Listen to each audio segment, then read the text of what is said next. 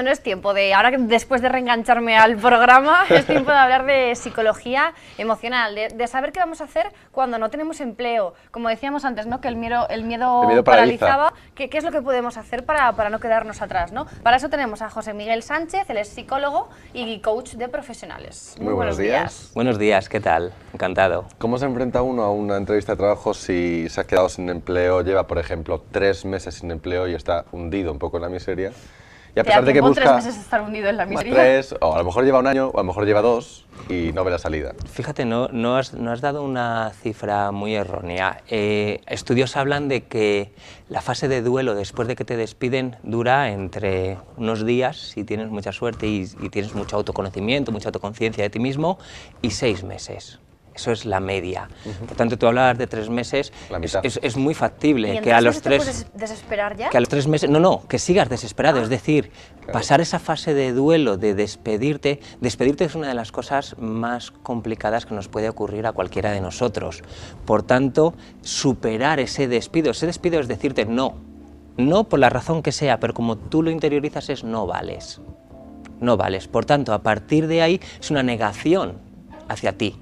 Con lo cual hay una fase de duelo. Esa fase de duelo, si tienes mucho autocontrol, si tienes mucha inteligencia emocional, de la que vamos a hablar hoy, puede durar menos, pero si no, se te puede ir hasta los 6 meses o personas que no lo superan.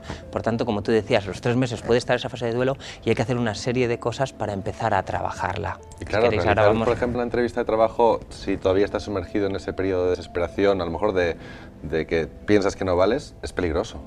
Es peligroso, no, tienes muchas papeletas para que no consigas el trabajo, muchísimas. ¿Por qué? Porque no estás dando lo mejor de ti. Imaginaos un momento el paralelismo con el deporte. Imaginaos que vas a jugar una final de un campeonato y sales no en tu mejor estado, sales a ver qué pasa. Hay muchas probabilidades de que acabes perdiendo esa final. Esto es lo mismo. Tú, para ir a una entrevista de trabajo, tienes que estar en la mejor versión de ti mismo. Para estar en la mejor versión de ti mismo tienes que hacer una serie de cosas que tienen que ver con la primera parte de inteligencia emocional, que son lo que Daniel Goleman, el primer autor que habló de inteligencia emocional, pero no el único y no el único psicólogo, que habló de inteligencia emocional, hablaba de las intracompetencias, que tienen que ver con la autoconciencia de tus emociones, con el autocontrol de las mismas y con la motivación que tienes. Si no juegas con estas 3, si no gestionas estas 3 adecuadamente, probablemente las posibilidades de superar esa entrevista se reducen significativamente. Pero una persona a pie de calle, ¿cómo se puede enfrentar o cómo puede entrenar esas capacidades, ¿no?, para ir a la entrevista y dar lo mejor de sí mismo? Fíjate en las palabras que definen cada una de ellas. Son muy sencillas. Autoconciencia, ¿con qué tiene que ver? Con ser consciente de tus emociones. ¿Cuántas veces nos preguntamos en qué emoción estoy ahora? ¿Estoy en la emoción adecuada? ¿Estoy en un estado que me permita afrontar la situación que voy a afrontar de la mejor manera? ¿Cuántas veces nos lo preguntamos? Lo hemos visto en el encantador de perros. ¿Está mi perro con la emoción adecuada? ¿Está alterado? Fíjate, no es nada diferente. No es nada diferente. La emoción en la que tú estás, se la estás transmitiendo al perro. Una de las cosas que dicen en programas como eso, o lo que dicen adiestradores, es que si tú estás en una emoción errónea, el perro la va a sentir y entonces va a actuar en consecuencia. Si tú tienes miedo, el animal lo va a notar. Se lo vas a transmitir, entonces él se va a sentir poderoso y te puede atacar. Al contrario, cuando montas a caballo, ¿no?, que dicen que el caballo sabe perfectamente si el jinete que lleva encima sabe montar o no sabe montar. Si no sabes montar, el caballo va a hacer lo que quiera de ti. Y si sabes montar, va a tener claro que tú eres el caballo. Son animales sociales, de manada, necesitan liderazgo. Lo que tiene que ver es si arriba tiene un líder o no. Si no tiene un líder... ¿Medida? ¿Perdón? ¿Nos toman la medida? Absolutamente todos. ¿Y los niños también? Bueno, los niños son emoción pura. Hasta los 7 años la parte racional no se desarrolla del todo, con lo cual hasta esa edad son emoción pura. Por tanto, nos toman la medida, llámalo así si quieres. Ahora, ellos son capaces de llegar a tus emociones e incluso de hacerlas saltar por los aires, como bien sabes, en algunos momentos. Pero son emoción pura. Somos seres emocionales desde que nacemos. O sea, la idea es que tenemos que adiestrar también un poco nuestras propias emociones, ¿no? Fíjate, a mí me gusta hablar de la palabra gestionar emociones. Hay mucha gente que dice, no, yo controlo muy bien las emociones. No se trata de controlar emociones, se trata de gestionarlas. Las emociones tienen que salir, pero tienen que salir en la medida adecuada, en la situación que las necesitemos y con el nivel que necesitemos con respecto a las personas con las que estemos, pero nuestras emociones tienen que salir. No podríamos vivir sin nuestras emociones, sin que salgan. Por lo tanto, no se trata de controlarlas, de esconderlas, se trata de gestionarlas. O sea, un ataque de ira va a ser bueno si estás en peligro. Es decir, si te quieren atacar, si estás ante un peligro, necesitas ese ataque de ira. Un ataque de ira en el trabajo te puede llevar a unas consecuencias probablemente que no son las que buscabas. Entonces las emociones hay que gestionarlas, nunca controlarlas. ¿Tú sabes en qué situación, en qué emoción está la gente? ¿O puedes saberlo? ¿Puedes percibirlo? A ver cómo os cuento esto. Una de las, como decías en la presentación, yo soy psicólogo de empresa y coach de profesionales. En una sesión de coaching, una de las cosas con las que trabajas es con entender las emociones en las que está la otra persona. No es lo que te está contando, sino también en qué emoción te lo está contando. Para conocer las emociones de otros, para conocer tus propias emociones, tienes que fijarte, tienes que calibrar a la otra persona. ¿Qué significa calibrar? Significa trabajar muy bien y entender muy bien su corporalidad, entender muy bien su respiración. A través de la corporalidad, de cómo nuestro cuerpo, la comunicación no verbal que todos conocemos, a través de cómo nuestro cuerpo habla, tú estás viendo las emociones. Si yo os digo, cuando estás triste, ¿cómo es tu corporalidad? Me lo vais a saber decir perfectamente. Con los hombros caídos. Caídos, la cabeza hacia abajo, todos tus movimientos hacia adentro.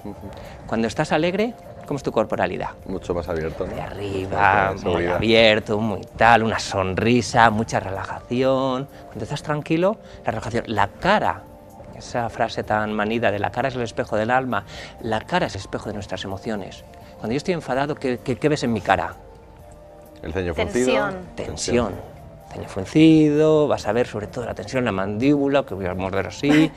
Exactamente, ahí es donde ves las emociones. Es decir, no es algo que yo vea, es algo que cualquiera de nosotros podemos ver. De hecho, de niños las estamos viendo. Los niños leen nuestras emociones ¿Y dejamos de leerlas de repente? ¿O dejamos de ser tan proclives a mirarlas o a intentar verlas? A ver, en el primer mundo sobre todo nos han enseñado a que la parte de emociones, pues bueno, en ciertos entornos, dejarla un poquito de lado. Dejarla un poquito de lado.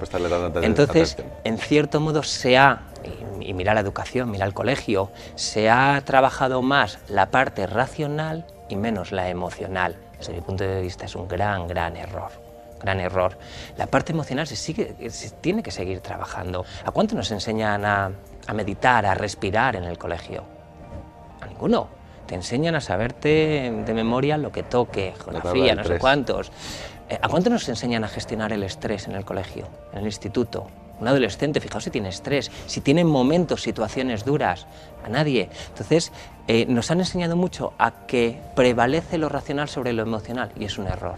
Imaginaos cualquier decisión que vosotros toméis en vuestra vida, primero va a ser emocional. Vuestra primera respuesta ante una decisión en la vida, primero va a ser emocional. Y luego ya la voy a racionalizar, a través de, oye, pues mejor hago esto, mejor hago lo otro, pero tu primera reacción es emocional. Ahí va, tengo que tomar tal decisión, ¿y ahora qué hago? Y lo primero que te viene es un sentimiento, de miedo, de alegría, de tristeza, de ira, depende de la decisión. Pero claro, quizás nos estamos preguntando, y yo esto lo tengo que aplicar a toda mi vida, pero ¿por dónde empiezo? Porque sí, yo quiero encontrar trabajo, pero ¿por dónde empiezo con tanta tarea pendiente que tengo? ¿Por dónde empiezo? Lo primero, por uno mismo. Lo decía la persona que has entrevistado antes, Patrick, Daniel, está todo en mí. Está todo en mí, por lo tanto lo que tengo que tener es una autoconciencia de las emociones en las que estoy. Empezar a preguntarme más en qué emoción estoy. Sobre todo, ¿para qué? Para pillarme en emociones no adecuadas. Sobre todo si voy a situaciones donde esa emoción no me va a servir. Luego, en segundo lugar, tiene que ver con el autocontrol. Es decir, no puedo permitir que las situaciones se apoderen de mí. Tengo que ser yo el que sea capaz de mirar a las situaciones desde diferentes puntos de vista. Se trata de relativizar, palabra que yo casi os diría que estoy enamorado de ella. Relativizar todo en la vida. ¿Cuánto amor en este plato hoy? Mucho amor, mucho amor. El amor es otra de las partes, si lo relacionamos con optimismo, con alegría. El amor, mira, las personas, los seres humanos se mueven por dos cosas. La búsqueda del placer, y ahí podemos meter el amor, y la huida del dolor. Por tanto, claro que tiene que haber amor, pero bueno, lo que decía, autocontrol, relativizar, nada es tan malo como parece, incluso lo peor, un despido. Un despido, por ejemplo, siempre piensas, ¿no? En realidad es muy difícil relativizar porque piensas que es lo peor que te ha podido pasar en ese momento. Cierto. A mí me han despedido 2 veces, de 2 compañías. O sea, ¿Y cuánto te duró el duelo? pues mira, en la primera me duró demasiado. Me duró, pues eso, llegué a casi a los 6 meses.